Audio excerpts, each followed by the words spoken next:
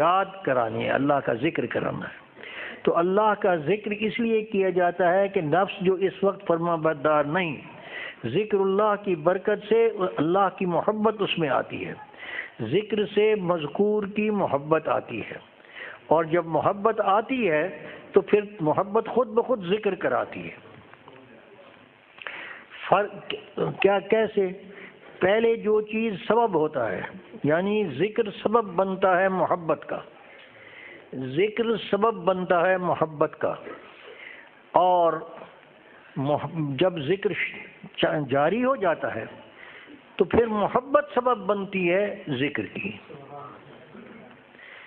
اس جیسے مثال میں بتاتا ہوں، ڈرائیور کار کو چلاتا ہے یا کار ڈرائیور کو چلاتی ہے؟ شروع میں، پھر کار چلاتی ہے۔ شروع میں حرکت ڈرائیور دیتا ہے کار کو، وہ چل پڑتی سپیڈ پکڑ لیتی ہے، اور پھر وہ ایک کو نہیں 3-4 کو لے جاتی ہے۔ ایسے ہی جب آپ ذکر کرتے ہیں تو ذکر سے دل کے اندر اللہ کی محبت پیدا ہوتی ہے، اور جب محبت آتی ہے تو محبت کے اندر ایک کشش مقناطیسی ہوتی ہے، وہ پھر خود بخود یاد کرواتی ہے، یاد دل میں ڈالتی ہے، تقاضا ہوتا ہے یاد کا۔ مثال غلط ہے لیکن ہے حقیقت۔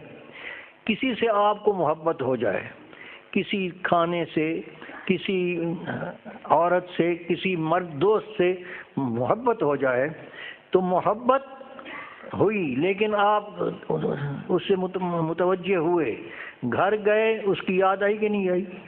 تو یاد کس نے کرایا؟ محبت نے۔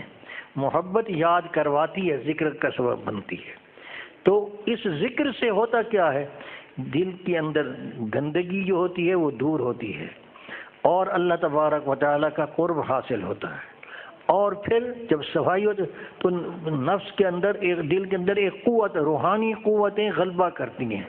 وہ شہوانی اور نفسانی، شہوانی جو تقاضے ہوتے ہیں، دنیاوی تقاضے ہوتے ہیں، غلط تقاضے، شیطانی جو القاء ہوتا ہے، اغوا ہوتا ہے، اس سے اللہ پاک پناہ دیتا ہے۔ تو پھر شریعت کا حکم صحیح، خوبصورت بھی لگتا ہے، معقول بھی لگتا ہے، طبیعت تقاضا بھی کرتی ہے، اور شوق بھی ہوتا ہے، اور لذت بھی آتی ہے۔